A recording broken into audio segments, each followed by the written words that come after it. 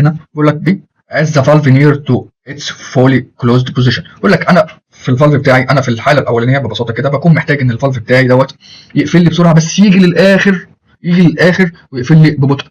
مثال بسيط خالص، انت لو عندك حنفيه، انت لما بتيجي عندك حنفيه مفتوحه، انت لما بتيجي تقفلها بتلاقي اول لفه منك، الحنفيه بتاعت زمان دي اللي هي الفوسيت بتاعت زمان دي، بتلاقي اول لفه منك بتقلل الميه قوي، انما بتيجي في الاخر وبتلف يعني كذا لفه عشان تقفلها خالص. هو ده المطلوب في الكول او الفالف بتاعي اللي انا محتاج ان هو يكون موجود معايا عشان يناسب طبيعه الكويل بتاعي.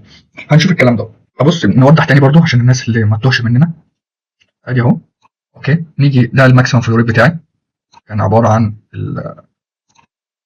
اوكي ده الماكسيمم فلوريد بتاعي، اوكي ده الماكسيمم فلوريد، حلو كده، اللي هو عند 100%، وكان الكباستي بتاعتي او الهيت ترانسفير بتاعي اللي محتاجها 100%.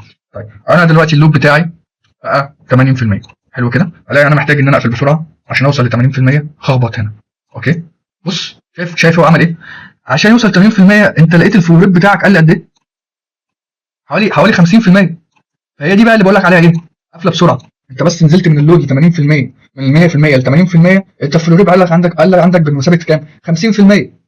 طيب تيجي نشوف ال 50% التانيين بقى عشان المحبس يقفل خالص. ادي الزيرو بتاعي. طيب انت خلي بالك بقى، انا اللوب بتاعي عندي بقى كام؟ بقى 70، حلو كده، بقى 60، وبعد كده 30، تمام، 20، زيرو. هلاقي ان ايه في ال 50% ده، تمام، ال 50% فلوريت اللي داخلين لي مغطيين لي الرينج دوت لحد ما يوصل ويقفل خالص. بالتالي انا عايز الباقيه دي او الحته الباقيه دي تقفل لي سلولي، تقفل لي بالراحه، تمام، لان كل تغير بسيط جدا في قفله الفالف هيغير لي تغير في الفلوريت. برضه هو بقى 50، بقى 45، لقيت عند 45 بقيت ان انا عند اللود بتاعي بقى 70، عند 40 بقى 60، عند 30 اوكي بقى 50، هكذا. فالحته الباقيه من الفالف دي بحب ان هي تقفل لي بسرعه، سوري، تقفل لي ببطء.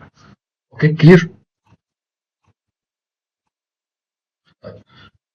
الكنترول فالف كاركترستيك عندنا 3 كاركترستيك للكنترول فالف. يعني ايه كاركترستيك؟ خصائصه اللي هو بيقفل بسرعه، بيقفل ببطء، الحاجات اللي احنا كنا بنتكلم عليها. عشان لما انا الكلام ده كله بكلمك عشان لما تيجي تعمل سيلكشن للكنترول فالف تكون فاهم كل كلمه مكتوبه في الداتا شيت، بدل ما السبلاير مش هقول لك يضحك عليك يعني ان هو يديك حاجه مش مناسبه للسيستم بتاعك نتيجه ان هو عايز يبيع لك.